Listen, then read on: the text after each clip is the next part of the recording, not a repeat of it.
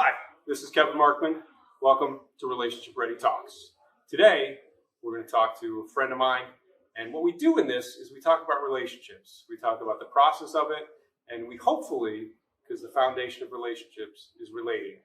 So hopefully you can relate to some of the stuff, the story that we're going to hear tonight, and then I'll let you know a little bit about what I think and process through this. So our guest tonight, welcome, Kia Bonage. Hey, Kia. Kevin, nice to meet you. Wow, it's all official. I know this guy, but Yes. Sounds all official, yeah. So tell us a little bit about yourself. Okay. And then I'll ask you to tell us about a relationship. Okay, sounds fun. My name is Kia Bonage. I am actually a Rochester native. And born and raised here. I actually know Kevin through comedy, actually, back in, March of 2015. I've been doing it since then. I guess about the time we met. And I write and perform comedy. I also have a job. I have worked actually at community colleges, and I teach English to international students. So wonderful. So that gets you an interaction with many different people. It sure does. Let's hear, as we do in Relationship Talks, let's hear about a relationship that you'd like to share with us tonight.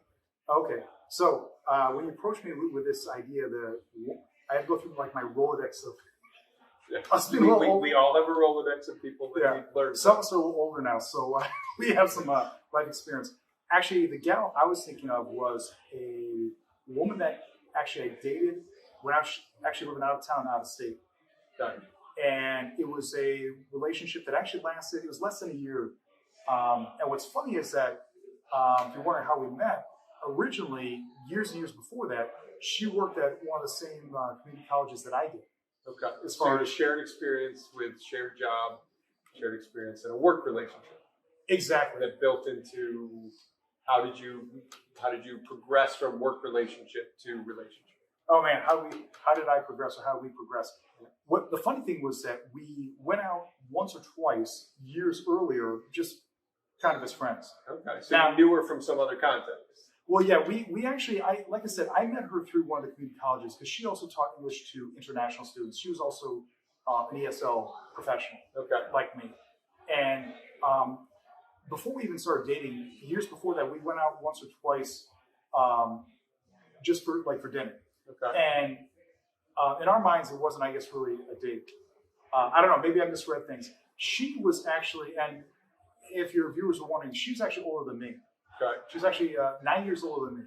Okay. So she was older. You had met through Common Connection through teaching ESL. Yep. And you went out, and the beginning relationships at that time weren't necessarily clear because it was maybe it's a date, maybe it's not a date. So you went on a couple times. And then what happened from there? What happened was years passed by later, and then we met up again. She actually left ESL to get a government job. Okay. So she left the field, but she was still connected to you. She was. From every now, and what's funny is every now and then, from time to time, she would call, say, "Hey, what's going on?" One of those things, kind of like an old friend or old buddy. Okay. So you maintain a friendship. Yeah, I guess for many women. Was it the kind of friendship of picking up where you leave off? It's kind of weird. When you ask me now, I kind of wonder like whether or not it was that, or whether or not it was one of those gals who wanted to maybe know, hey, is this guy available? Okay. Maybe I have a dry spell between men.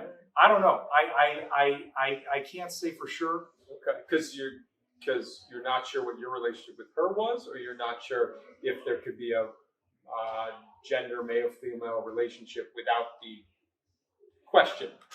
Well, the thing is, the weird thing was that it was maybe it kind of wasn't clear from the get-go. She was a colleague, and generally, I don't know how you feel like. It's not like we were in the same cubicle. One thing with ESL professionals is, since even if you're teaching at the same college or community college or university, it's not like you're in the same cubicle. So in a way, there's a little more. I don't know how you say, maybe a little bit more freedom or leeway, where it's not like you're in the same cubicle and you're under the same roof, and if you got involved and you had a bad breakup, it'd be a messy thing. But so there's enough distance to be able to potentially have a relationship or potentially have a friendship without it getting messy at work when you were there. And then she left and got a government job, and you continued contact and messaging, and what happened from there? We did. And eventually, by the way, you did this very well, I do what I can. This is what I can bust the balls. It's okay. I've known it for quite a while. Now, Kevin's good at this. I'll tell you what happened was we went out eventually. She contacted me out of the blue. I hadn't heard from her, I think, I want to say over 2 years. Okay. And so it's a distant memory from the past that popped up in messaging, and you went, oh my God. And you're still alive. No, she contacted me, and she left a message on my voicemail. And at the time, I was living out of town, out of state. And her voicemail was all giddy. Okay. And I was like, has she been, I don't know, not trying to read the giddy. Was she drunk? Exactly. I'm trying to read between the lines, if you know what I mean. And she's like, oh, I thought it'd be fun, hey, I'd love to see you, how you're doing. But anyways, we did meet up for dinner, and we met up actually at a Vietnamese restaurant. Okay. And what's funny is I saw her, and she came, we hugged. She actually baked me cookies. For the date at the Vietnamese restaurant? Or after the date. For the meeting of it. So yes, exactly. She made like these, I think she made chocolate chip cookies. They're kind of clumpy, but that's okay. But she made dessert. She made dessert. Is the relevance of the Vietnamese restaurant because you're an ESL teacher? So what's the relevance? Good thing. No, you know what's funny is one of the places where we used to teach, this restaurant was near one of these sites or locations of one of the colleges. Yeah, exactly. So it was a comfortable spot to go that would be familiar for both of you. Yeah, I think so. And she actually lived in Japan for a couple of years when she was much younger, in her 20s, and she also had like this fascination with the Far East and all that. And it was, like I said, it was a Vietnamese restaurant, and it was, it was fun. We went there, and what happened was later on, after that meal, we went by the pier. Again, I live out of town, out of state. I can say I live in Southern California. It was South LA where so you went to the pier in Southern California.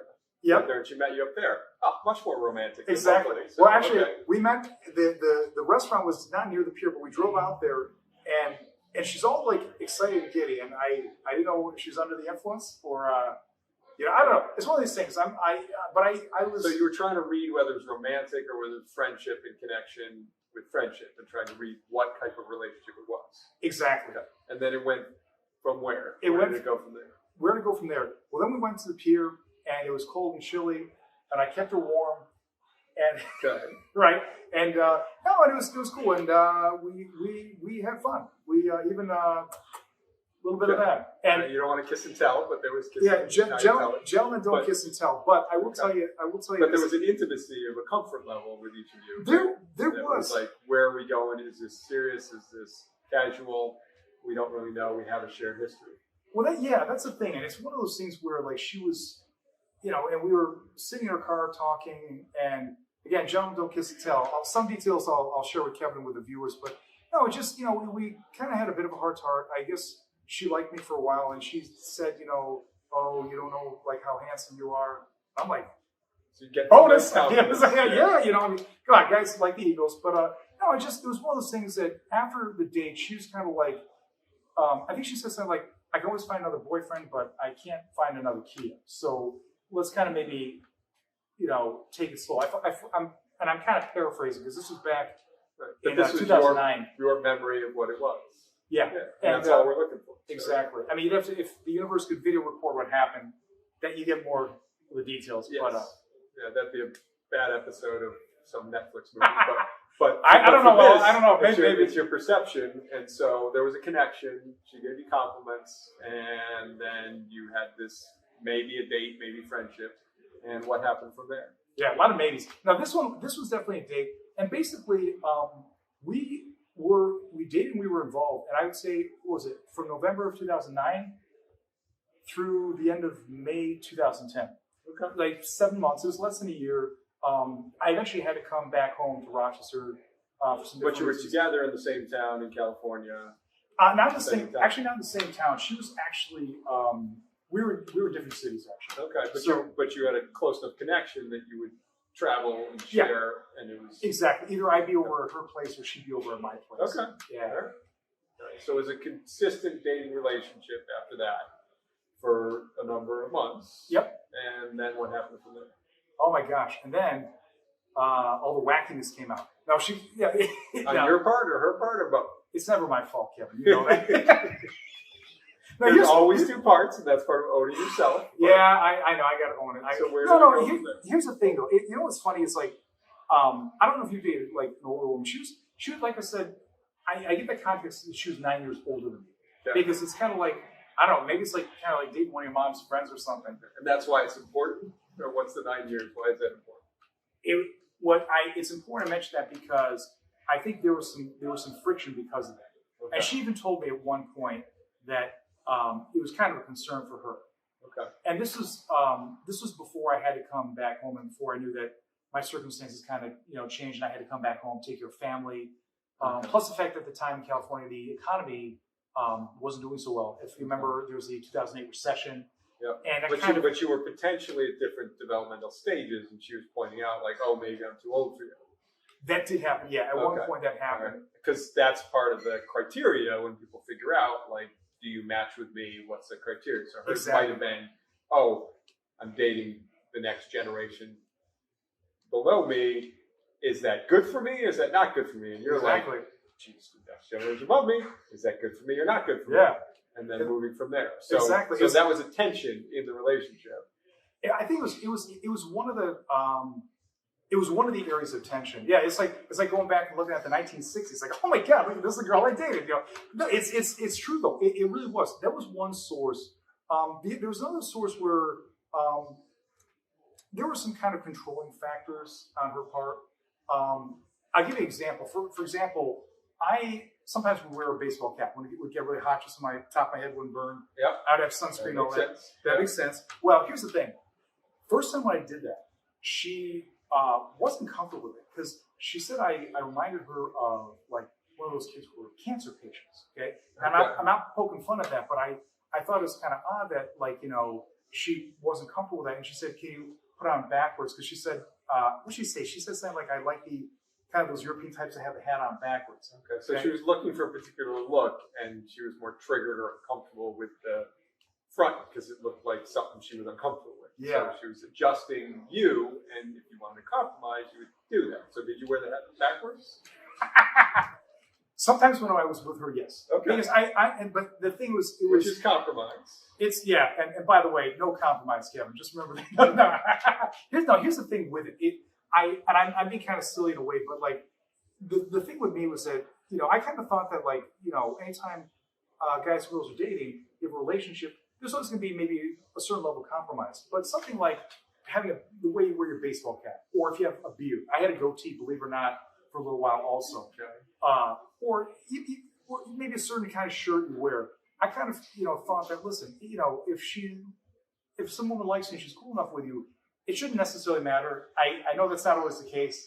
The baseball cap thing was kind of like, and that was one of those, honestly, it was one of those things that it stood on my mind. Like when you're asking me this now, it's kind of like, okay, I understand. Was she asking you to change who you were?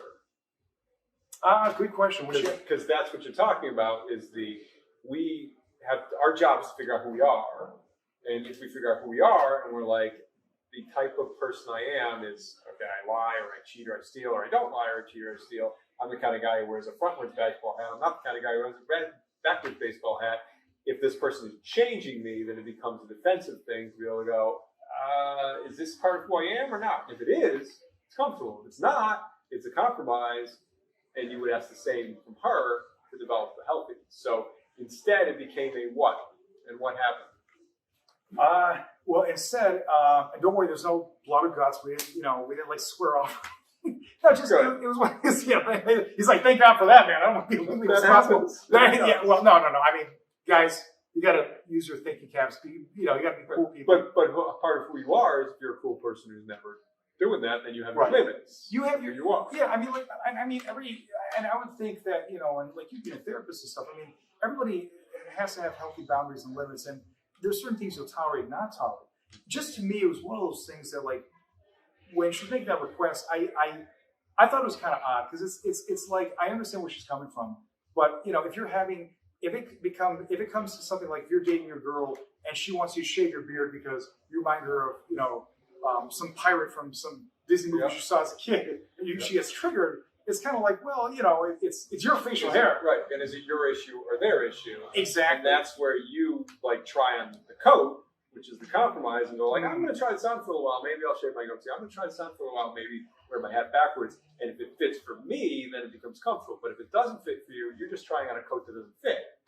And then you go, this is my issue or your issue? Because part of the healthy relationship is figuring out whose issue is whose. Right. So you debate this, because every relationship debates this, and then what happened in your relationship? And what happened? Yes, what happened was there are little things that sometimes I think kind of like it kind of bugged me a bit. That was one of them, and I'm not, you know. And here's the thing too, is that like I didn't want to be like, I'm not like one of those guys that's gonna back and forth and argue with my girl. I don't think that's cool. And generally, I don't know. It's weird. Like to me, I think if you or her have to compromise way too much, you're probably not really the right person. And listen, I can see, honestly, man, I can see why sometimes some people like to remain single, because hey, I can do my own thing, be my authentic self, and I don't have to compromise. Yep. And you know that's the thing. Like for example, she also like I sometimes had goatee on. She liked it, and one time when I shaved it, she was kind of bummed. She's like, oh, you know, I kind of like the goatee. And I sometimes had it. I went through a phase. Trying out for you, and luckily you got a full head of hair. You're lucky. My hair, yeah, male pattern so balls. Add more hair here as it exactly takes the focus off here. No, and it was kind of a cool look, but it was one of those things that I thought that like it's to me it was kind of weird where it's like, you know, are you? I like the way you put that with a coat. And again, I'm not a therapist, so I like that. That's interesting, the analogy of the coat, putting it on, or as a defense mechanism. Like for me, it was one of those things that sometimes I didn't really see it always as a big deal. But there are other times where like there are other things as a relationship would progress where, for example, in California, certain areas you had to parallel park. She was not very good at it. I was okay at it. Okay. And a lot of times she would have me drive her car, which is not, I don't think, a bad thing, because she's like, trust me enough that I'm not going to, right. You know, trust it to be there, yeah. Yeah, hopefully you do. If you give me your car to drive. But for example, she said something like early on, like, my man needs to know how to parallel park. Okay. So that was a definition for her of what her man needed. Yeah, exactly. And you know, I'll be honest, I'm not the best always at parallel parking, but I've gotten better though. But it felt like a test. Exactly. Like it's like dude, you know, it's almost like a competency test or like an S test. Yeah. I don't know if some of these guys like therapists or non-therapists, what they call it. It is kind of like a shit test. Like it sometimes, and people do this. I know women do this a lot because they want to see, you know, is this the best guy that I can get at this point in my life? That's really what it is. And what was I going to say? I lose my train of thought here. Man, this is hard. I got right. And if she's looking for you to meet her criteria, do you fit with that? Are you the parallel parker? Are you the guy who can wear your hat backwards? Do you fit with her mold of her image of what it is? And the part about you that's important to you is, does she fit with the mold of what fits for you and what you want for you? So exactly. You debated and went back and forth on each of these issues in that, and then where did it go from there, and how did it progress? Did it continue? Did it end? What happened with that? Well, yeah, that's a good question we could ask. And I wouldn't say, like you said, we debated. It wasn't always, and it wasn't like one of those things where we'd sit down like we're doing right now and say, okay, listen, babe, you know, we got to sit here and discuss some things here. A lot of it's not exactly. Yeah, yes. You know, I didn't, you know, and I want people to know, yeah, it wasn't like I had an Excel spreadsheet and say, okay, babe, you know, I got an issue here because we've been doing. Although there are people who do that, and you don't have to do that, but you have one in your head, and each person in the relationship has that. It's almost like. Dude, I don't know how long this will be. We could go on for 2 hours about this. This is what happens also when you're older. Like we're going to wrap in the next couple. Oh, come on! So we're getting to the end. So yes, we're getting to the end of how does the relationship end? Oh God! Because if people want more, then we'll bring them back. But all right, then you have to have the after hours, you know, with Kevin and Kia. No, you know the thing is, it's like, yeah, I mean, and like things like I showed the Excel spreadsheet. No, I mean, I think it's kind of goofy. If there are guys that actually do that. That's pretty kind of wacky. And you're right. There are probably guys who do that you know, keep tabs. There are podcasts and there are people who promote doing that. Exactly. It's like keeping score. There's a natural flow. Yeah, and it's almost that's more comfortable. Yeah, and it's almost like kind of like keeping score or whatever. Yeah. It's like you know, you shouldn't have to do that, but it's one of those things where just she kind of sometimes had to have kind of things her way, and I get this too. And I wouldn't like I wouldn't. It's not like I would like always put up a fight and stuff, because I'm pretty easygoing. But there are a couple times where it's like it can get under your skin. Like one of the times we actually did a little weekend trip to San Francisco. Nice. And Yeah, well, but not nice. Part of it was not nice. Where we were in a really crowded area. I don't know if it's near Fisherman's Wharf. I'm trying to remember. And by the way, cool city if you ever can go to San Francisco with your girl. One of my favorite places. It is. But what happened? What happened? Well, the thing is, for example, I accidentally was kind of. It was a really crowded area, and accidentally I was like. My foot kind of sometimes bumped in the back of her calf, whatever. She was really short. She's like 5'1". I'm under 6 feet, but taller than her. But anyways, no. Long story short, though, I sometimes would bump into her. Oh, sorry, babe. And it was really crowded. I remember she turned around and said something to me like, what did she say? She said something like, can you like not keep bumping into me? And I basically let off some F-bombs. I was pissed at it. And it's like, listen, we were packed. This is San Francisco. It was the weekend. It was crowded, and I was kind of pissed at her, and it was not. And one of the main reasons actually that weekend why we went was there was a Indian or Pakistani singer, and I'm trying to remember the guy's name, that she had some CDs that we loved, and he was performing. I don't know San Francisco or Sacramento, which one was close. I'm trying to remember. He was performing in one of the arenas there. Yep. And that was one of the things that she got tickets, and she really, really wanted to see him. I didn't necessarily care for that kind of music, but I'm like, you know what? She's my girl. You were going with her because you were dating. Absolutely, we're dating. Yeah, and absolutely, So did it end that weekend, or no, did it continue? It was close to the end because what happened was I had to eventually come back home to Rochester, New York. One, to take care of family.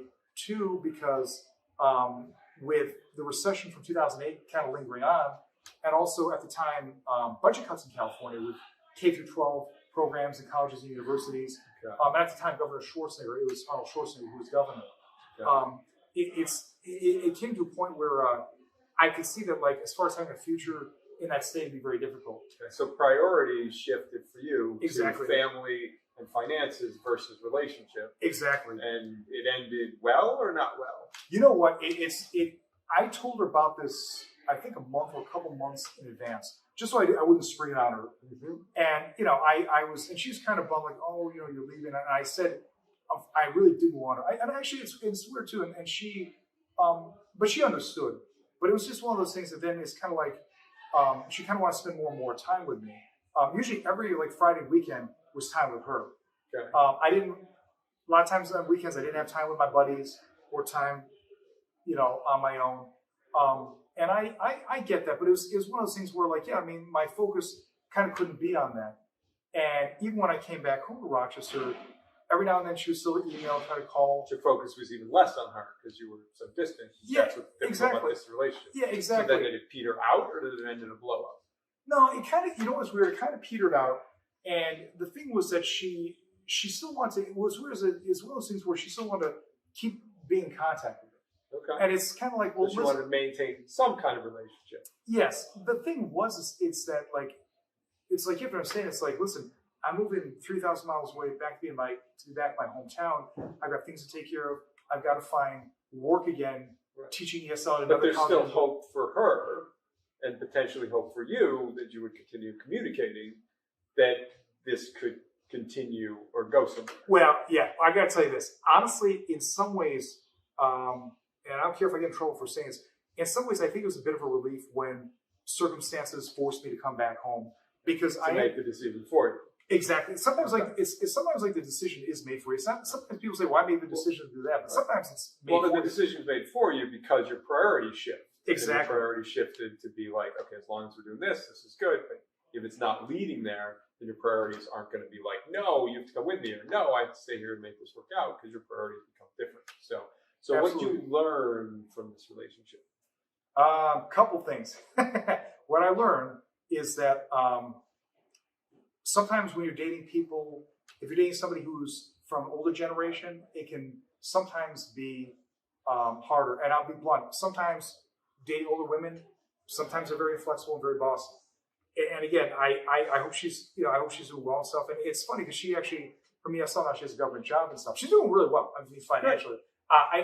If she had her druthers, if she had her choices, she would go back to teaching herself for sure. But for being a single woman, and again, she's 9 years older than me, being a single woman, no kids, it's one of those things where, she's not going to get a lot of other financial support. So it's like, you got to get the best job. She's got to take care of herself. Take care of herself. So she's doing that, but you learn there's a difference in older dating an older person, they know themselves better, and they're like not going to tolerate, and they're going to boss. Exactly, and especially older ladies there. No, but no, look, the thing is, you have to realize that you're not going to change somebody like that. And the thing is, I can understand where some people sometimes get older, they get a little more set in their ways. Like maybe you do. Look, maybe I probably do. Be 50 years old. Well, we all know ourselves better, so we're less willing to bend on things that are make it or break it things of this is what I'm willing to tolerate, this is what I'm not willing to tolerate. So part of the matches and being able to do that is not having the expectation that it's all going to match and everybody's going to fit all my criteria and they're going to do that. But it's enough to support you building you, supporting yourself. And sometimes I think also too, I got to bring up too. I got to also bring this up too. Sometimes also when you date certain people, sometimes they might do little things that maybe kind of make you feel like devalued almost. Like for example, if somebody's kind of nitpicky, another thing too, I forgot. And again, I don't have a script here, but again, when Kevin asked me, I said, "Hey, why not? Why not help a fellow comic out and a therapist too?" But here's another issue too. For example, we're in San Francisco. We're at one of these fish places. Obviously, you can imagine. Yeah. And I said, she was a little shopping. We set our bags down, and I was walking literally just 7 or 8 feet away. Her things were there, and she was sitting there next to the bags, getting napkins for us. She goes, "Don't leave your bags over here." It's like, so okay, Mom. She's devaluing your judgment and putting that on you, and that's a part that still sticks with you this time. And this is exactly, and sorry not to cut you off. I mean, like from 2009, 2010. Imagine this, 10 or 11 years later. You don't forget little things like that either. And it's kind of like, babe, you know what? You're right there. I am 7 or 8 feet away. I can see you. I can see you next to the bags. Right. Right. And being able to, we're going to wrap, but being able to see your perspective and have the value that they can see your perspective is part of what we look for. And if they can't see that after using your communication skills and doing that, then that's where you decide whether it's worth it or not. Exactly. Very well put. And just, it's one of those things that it's like we have good times and bad times, but it's one of those things that where sometimes when you have those little incidences here and there, sometimes you walk away or you'd be going home at night and you're kind of thinking, I don't know, is this really worth it if it's like, and those are good questions to ask because we should do that throughout whatever relationship that we have because it should always end up with it's worth it. And that's why I do this and that's why we process relationships is to be able to figure out yourself and that you're worth it. And whatever you're worth it for, you should find people who value you and be worth it. Exactly. So that's part of the lessons in all our relationships because that's what we do, no matter who the person, what the age, or the gender is. So some last words for us. Last words. I was thinking of that commercial. I know we're not women, but L'Oreal, you're worth it because you're worth it for that. See? That is. This makes some feminists don't get mad. But the shift is you're worth it not because of your makeup and what your perception is, but you're worth it because of who you are inside. Exactly. And I think the thing is getting older and stuff and more mature. It's also one of those things where obviously people you kind of get set a little more in your ways. Like now it's like the next woman that comes along, there's certain things that I'll tolerate, maybe certain things I won't. But you can't, it's one of those things that, it sounds like Popeye, like I am who I am, if you remember those cartoons.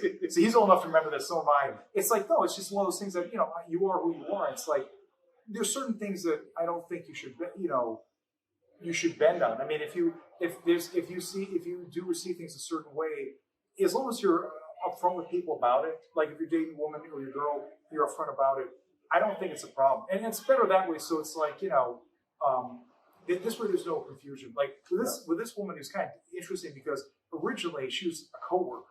And we went out once or twice years before we even started dating. So it's one of those things like you're saying where you're trying to navigate and seeing, is this a date, is this not? Figuring out you and figuring out her throughout. And hopefully you figured out something from that relationship to apply to the rest of your life.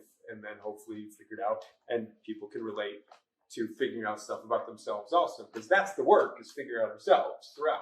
So thank you very much thank you for being part of Relationship Ready Talks. Oh, thanks, dude. Thanks. Always a pleasure, guys. That's awesome. And thank you very much for watching.